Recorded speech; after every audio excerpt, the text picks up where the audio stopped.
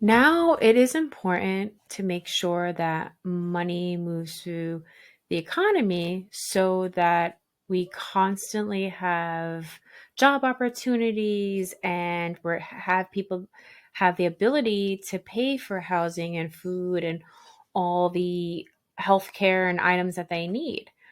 Now, what's going to happen when we have a large group of people that are unable to afford their basic cost of living? And it's usually not a very positive effect. Now, I understand from the federal standpoint that our money management skills haven't been that great. So I understand why, but maybe the way that we're going about it, we have to look at maybe a little bit differently from a policy perspective that saves money but doesn't have extreme consequences, right? So I think it's going to be hard. We're in this transition period and it's a little difficult to predict what we're going to see in the federal level.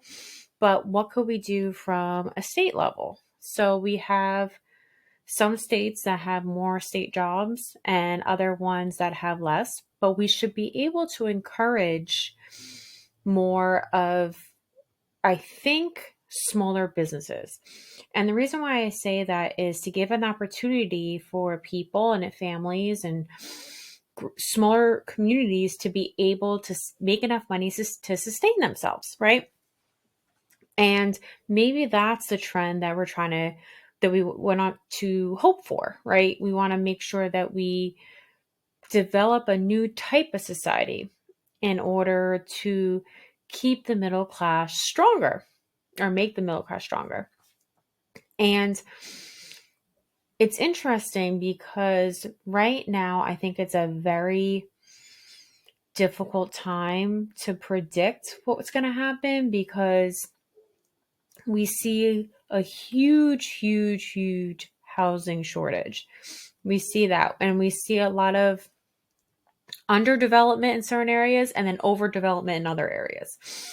And we see that it's becoming harder and harder to make money in the sense that when you're applying for jobs, maybe it was a little bit different 10 years ago, 5 years ago, and now.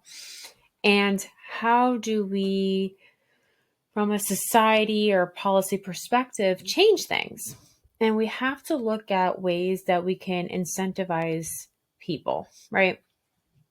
And I think that comes into different categories. And when we look at the overdevelopment and underdevelopment, it's so important because the reality is that there's some areas that are extremely overdeveloped and then there's other areas that are very underdeveloped. So how do we find that balance? How do we find the balance of developing areas that need development and then other areas that are overdeveloped to stop that overdevelopment? And that becomes a local political issue. And I think that's when people need to become a little bit more active in their community and decide what is best for our community, what is best for our city or town, or what do we want or hope for our children to experience in this area. And one town and one city is going to be very different from another. Maybe one area is primarily a city, very city oriented. There's a lot of people own condos or they rent a lot and there's not a lot of housing like single family or houses. Or there's another area where there's a lot of farmland. Maybe a lot of people own farms and it's very different. So I don't think one policy necessarily works all over depending on what state you're in. But I think it's time to start incentivizing and investing in families and investing in community and investing money in ways to help localize the economic growth rather than giving money to these huge conglomerates. And that essentially is really not going to help people.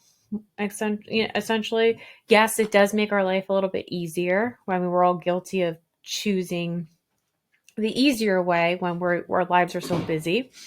But I think from a policy perspective, I think we need to make sure that we don't forget that there are people that want to open up a bookstore or a coffee shop, or want to invent something, and or want to design this or do this, and give them opportunities to at least try, because we don't know what people are going to be successful or not.